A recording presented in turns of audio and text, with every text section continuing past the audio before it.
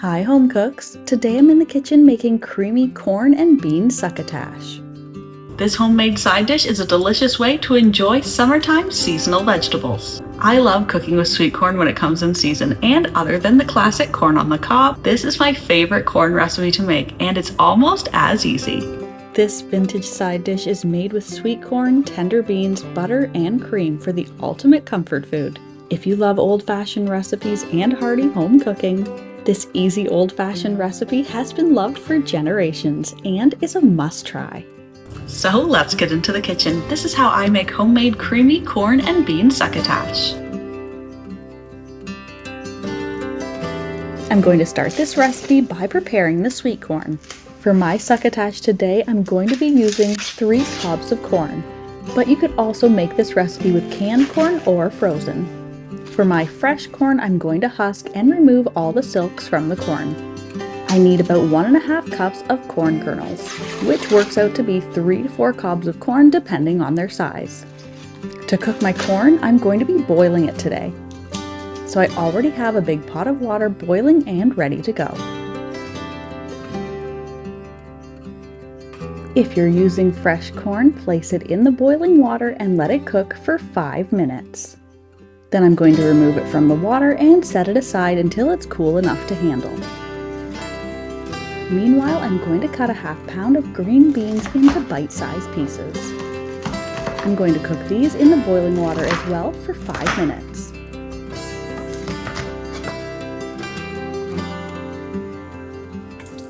And while I'm waiting for my vegetables to cook, I'm going to rinse and drain 1 can of lima beans. And now that my green beans are done, I'm going to drain them from the water as well. Now my corn has cooled and I can slice the kernels off the cob. I'm using a sharp knife and the kernels of corn are slicing right off of the cob quite easily.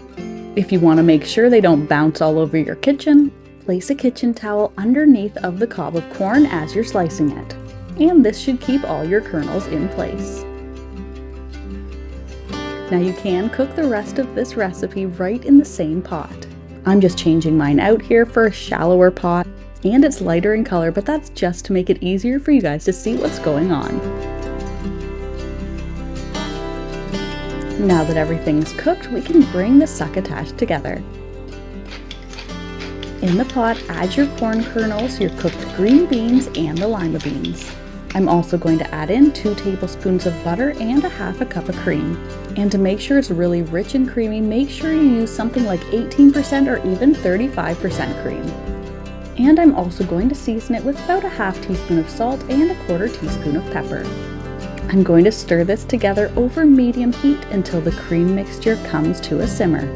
Then this step is optional, but I'm going to add in a little bit of fresh parsley and basil. Some other great herbs that go well in succotash are chives, thyme, and dill. Once my succotash is heated through, it's ready to serve. Since succotash has been around for so long and it's such an easy way to cook up summer vegetables, there are so many different regional varieties of this recipe. So you can go ahead and add in your favorite vegetables or whatever you have on hand. Some delicious things that I like to add are cherry tomatoes, zucchini or summer squash, bell peppers, mushrooms, or spinach. This side dish really pairs well with just about any protein. We're having ours with some barbecued chicken breast today, but it also pairs well with any barbecued meats, meatloaf, fried chicken, steak, pork chop, and roast beef. This is a great summertime recipe and is at its best when made with vegetables at their peak growing season. Different forms of succotash has been made for hundreds of years by indigenous communities. It was quickly adopted by European settlers in North America, and since the ingredients were plentiful and inexpensive, it was especially popular during wartime rationing and the Great Depression. But this richer, creamier version was more popular in homes in the 40s, 50s, and 60s. This recipe has definitely stood the test of time as one of America's oldest traditional vegetable dishes, and I think it definitely still deserves a spot at your table. And as always, you can find a link to the full written recipe in the description box below. Enjoy! If you're a fan of deliciously simple vintage recipes and old-fashioned skills, then you'll want to check out this next video. Thanks so much for stopping by.